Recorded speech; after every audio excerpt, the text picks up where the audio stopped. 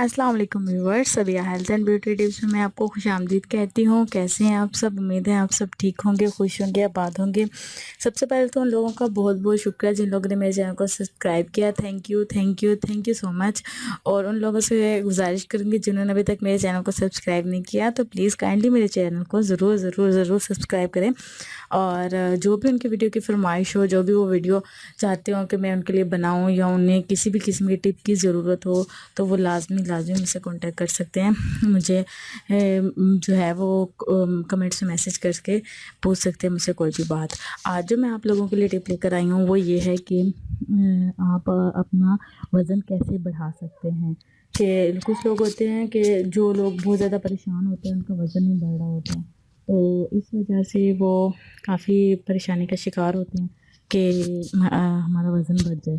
तो उनके लिए मैं एक ज़बरदस्त सा टोटका लेकर आई हूँ। इंशाल्लाह इंशाल्लाह 1 महीने के अंदर अंदर उनका जो वज़न है वो बहुत ज़्यादा बढ़ जाएगा और खुद अपने आप में फ़र्क फ़ील करेंगे कि उनका वज़न बढ़ गया है।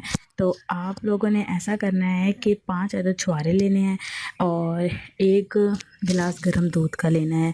गर्म दूध इतना ना हो, नीम गर्म दूध हो, उसमें 5 छुहारे डाल के आपने रात के लिए भिगो कर रख देने हैं। ठीक है, सुबह निहार मुँह आपने वो 5 छुहारे चबा कर खा लेने हैं, अच्छी तरह चबाने हैं।